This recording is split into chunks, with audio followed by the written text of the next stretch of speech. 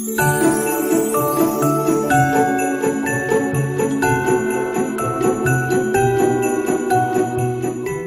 morning guys! It is Vlogmas Day 2 and ito pa rin yung night ko kasi it's 11:30 and I'm just almost done uploading my Vlogmas Day 1. So if you haven't watched that, please watch it para malaman nyo na ito pa rin yung suot ko.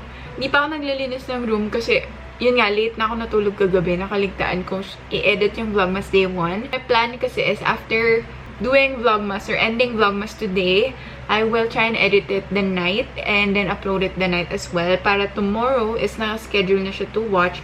Para just in case I'm busy the whole day, hindi ko makakaligtaan yung Vlogmas. Kasi normally naman pag gabi, free naman ako. So, yun. Unless may work, tulad ng Friday, I think I have work. But saglit lang naman yun. So, I think morning busy ako. And then pagdating ng hapon, doon natin gagawin yung Shopee haul. Speaking of Shopee haul, yung Shopee haul ko is yung legit Shopee haul ko, which is yung pinadala sa akin mga damit, which if you're following me on Instagram, you know that I posted a snippet lang. So anyway, I got a package. So anyway pala, today is I have my hair appointment at 2 PM. Hindi na ako masyado magva-vlog guys, kasi yung salon na yun is medyo maliit lang. And medyo hindi rin ganun kaganda. Although, ang tagal ko nang din nakakapunta dun. If you guys are wondering, if you're in Valencia area and Karuhatan dun, yun yung OG salon namin ni Mama. Dun siya lagi nagpapan. Oh my God! Ang cute! Binigyan nila ako ng free stickers and ang cute pa. Like, Sesame Street pa. Meron akong keycaps na ganito if you're following me on Instagram. Ang cute. So, ito yung in-order ko. Ito ba talaga? Ayan. Nakitan ako sa kanya kasi may Minnie Mouse bow siya. Ito try natin. And what I like about it as well is protected yung camera. So, tignan natin. Ayaw ni Alan ng mga ganitong phone case, yung mga malalaki. I have this from yesterday. Kakainis lang kasi sabay-sabay dumarating yung mga na-order kong phone case. So, hindi ko tuloy alam ano yung gagamitin ko. Ito yung kahapon, if you watched my other vlog. So, ito to. Let's try. Protected na protected siya kasi nafe-feel mo na parang kumapal yung phone. So, it means makapal din yung phone case. Tapos, what I like about yung felt, yan yung hair niya. Hindi siya yung naghihimulmul. Meron kasi ako mga fur case dati na naghihimulmul siya. And ang cute, may ribbon siya. Ang cute, diba? Another Shopee purchase. So, again, if you're interested, I will leave the link below. So, ito yung itsura ng wino-work ko ngayon. Nakalagay kayo dyan. Kasi nga, diba, wala akong tripod. So, ayan, I'm uploading my Vlogmas. And then, maglilinis ako ng room. Tapos, maliligo na. And I'm really saving up para magbigay ng gifts for my family. Kasi yun talaga yung kumbaga, parang tina-target ko every year to buy something for my family na pinag-iipunan ko talaga. Alam niyo yun. Wala lang. I like lang the joy of giving. Kahit hindi ako masyadong nakaka-receive, to be honest. Which is okay with me. Alam niyo yun, gusto ko lang talaga bumili ng gifts for them. Tapos yung makikita ko ginagamit nila. Na parang, uy, nagustuhan nila. So, I'm very mahirap. Ang hirap ko bumili ng gift for someone kasi I really like to buy something na alam kong gagamitin at magugustuhan nila. So, napakadami kong dilemma kapag nag-Christmas shopping. So, I feel like yun yung isa sa mga natutuwa ako kay Alan. Kasi, ang biro mo, 6 na taon na kami. So, meron kaming 6 Christmas na magkasama. And yung 6 Christmas na yun, lagi akong sinasamahan mag-Christmas shopping kahit ang tagal-tagal ko. So, ayun. Medyo minsan naiinip na siya, pero I understand kasi nga marami akong dilema. Tapos kunyari magtatanong ako sa kanya, babe, tama ba to? Ay, may magugustuhan. Tapos siya will be like, yeah, magugustuhan yan. Tapos ako, hindi. Yung ganon, nakalimutan ko anong tawag sa term na yun. But, ganon akong tao na gusto ko talaga yung binibili ko is magugustuhan talaga nung pagbibigyan ko. Siyempre, kung mag-gift naman tayo, siyempre, dapat konting konting effort ng konting-konti. Tsaka, hindi naman iba sa akin yung pagbibigyan ko. Kumbaga sila mama naman, sila kuya, sila ate. So, ayun. Kaya talagang binibigyan ko talaga ng extra time and effort. So, guys, ayun na. Uploaded na ang ating Vlogmas Day 1. Please go watch it. It's about my new bag and my nails. Ayan, and new case as well. Watch it na. And we have a new intro. Ngayong umaga ko lang ginawa yan.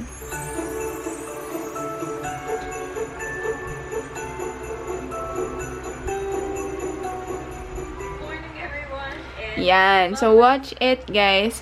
Ano ba sabihin ko? Yung background music? Yung background music, same as 2 years. I think I've been using that for 2 years now. But, ayun, watch it, guys.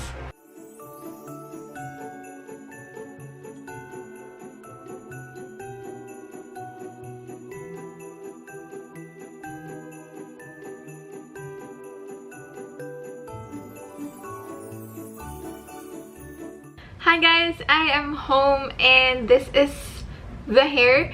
And guys, if you watched yung kanina, I didn't really vlog kasi nga maingay dun sa salon and puro blower lang naman. So, nag-snippets na lang ako. But anyway, here is the final hair color. So, ikot ako ng konti. So, ayan siya. Sabi nung nag-style sa akin, magfe-fade pa naman siya. So, mas ma-achieve ko yung pastel color na gusto ko. And actually, I really like it na ganito. Kasi gusto ko talaga ng vibrant na hair color dati pa. Kasi pinipigilan lang ako ng parents ko. Kasi nga, I commute. So, alam mo yun, mas maraming attention na madudraw sa akin. Lalo na, hindi sanay dito sa Pinas. Siyempre, na sobrang bright ng color. Pero kasi dati, sa school ko, kahit anong color talaga na gusto mo, no judging. Anyway, we got a package again. Kaninang umaga, dumating tong phone case na to. And, nga pala, naglalagas siya. Kanina sa salon, meron akong mga white hair dun sa bag ko. Yun pala yun. Naisip ko, bakit meron akong white hair? Akala ko sa buhok ko.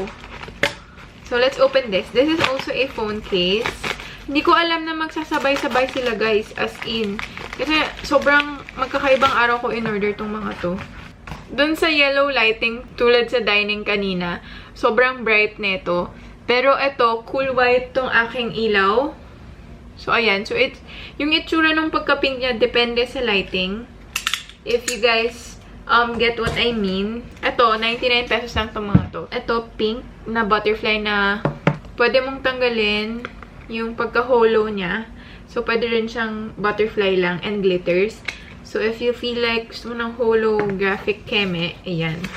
So, I also have this. Super popular to, yung mga animal print na case. So, sakto-sakto, gusto ko siyang palitan. Pang-pakyut lang to. Ang hassle. Mahilig talaga ako mag-collect ng case. Kaya, ayun. Mura lang din naman sila. So, try muna natin yung pink butterfly case na may hollow. Medyo matigas lang yung buttons niya, pero you feel like protected yung phone. Ayan. Or parang nakataas siya kasi may hollow something siya. But ayan yung itsura. Tanggalin ko to. Mas umangat yung butterfly. Tsaka yung mga little stars. So, ito yung ng animal print. Ang cute din. But mas bet ko to. Mas trip ko siya sa vibe ko. Lalo na pink. Ayan. Alam niyo, nasara ko ni Alan, para daw spaghetti yung buhok ko. O dahil sa lighting kanina, kasi nga dilaw, as I've said kanina. Pero my wishlist for this year is yung iPad Pro. Mainly because you can do a lot of stuff na doon. And I really want to practice digital art. You know, stickers, ganon. Tapos you can edit vlogs na rin doon.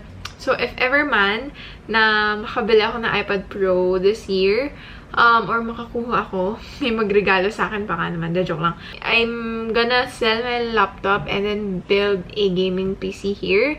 So, that's gonna benefit me when I'm working as well. And the iPad Pro is for when I'm traveling.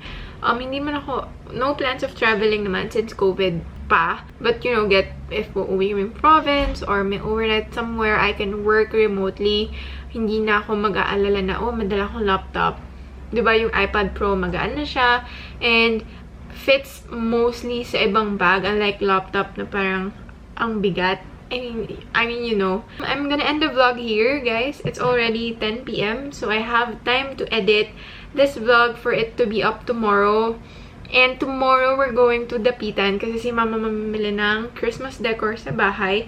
Although, nag-set up na kami ng tree and meron na rin sa labas. If you're following me on Instagram, I post our Christmas lights a lot. Lalo na kapag talaga na-appreciate ko yung yung setup namin sa labas. But, ayun, si mama daw gusto mamili ng mga ibang gamit na, or ibang pang-display, ganun. So, syempre, okay na rin naman bumili. Kasi magagamit mo rin naman sa next year and the next years. Basta ingatan. Eh, knowing mama, sobrang maingat yan sa mga binibili niyang pang-display. Babalutin niya with newspaper. Like, alam mo yun? Yun. Yung mga mommy duties talaga. So anyway, I'm gonna end the vlog here. Kanina ko pa dapat in-end. So ayun, thank you so much guys for watching this Vlogmas Day 2. And I hope you like my new hair. I know it's very new kasi I've been to ash blonde, blonde, and something like that. So, ayun. Thank you so much and I hope to see you on my next vlog. Bye!